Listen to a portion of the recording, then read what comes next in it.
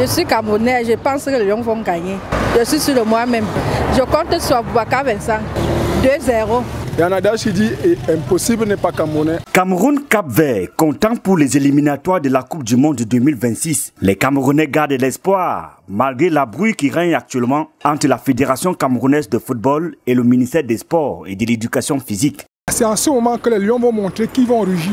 Les gens qui n'étaient pas sélectionnés avant là vont montrer que maintenant ils vont se monter leur place. C'est que le cadre est difficile, mais les Lions sont capables. On est à domicile, on va les montrer. Pour les Lions, ils sont sereins. On a vu ça pendant leur séjour au Hinton, quand il y avait les problèmes, ils sont sortis, ils sont marchés. Ils dialoguaient entre eux, ils se sont entraînés l'autre jour, on a vu qu'il y a la sérénité. Le Cameroun va gagner. Les gars sont galvanisés à travailler.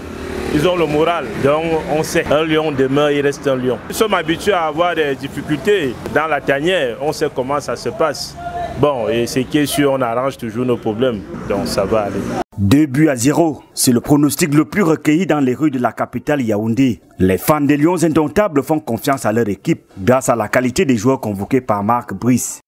C'est comme ça dans nos cerveaux, Marc Brice, parce qu'il y avait les problèmes avec Ngade. Moi j'ai mes deux joueurs qu'on a convoqués, Michael Ngade, qui est vraiment un joueur convaincant.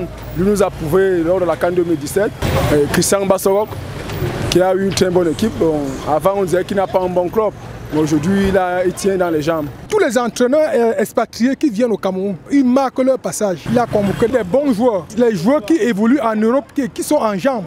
Pour les Rigobert sont là, c'était les joueurs par intérêt. Vous voyez, quand on part au mondial, on laisse Choupo-Moting, qui était tout feu, tout flamme au Bayern de Munich. Vous voyez qu'on pouvait aller où? Le vœu le plus ardent est de voir la sérénité revenue entre la Fédération camerounaise de football et sa tutelle technique. Tout ça, c'est le Cameroun. Les gars doivent s'entendre, le MINSEF et la FECAFOOT. Ce n'est pas une tierce personne comme peut-être l'étranger ou bien. C'est entre nous ici. La FECAFOOT, ils ont un président, le MINSEF a son ministre. Ils doivent juste s'accorder et faire pas et le reste, ça va aller.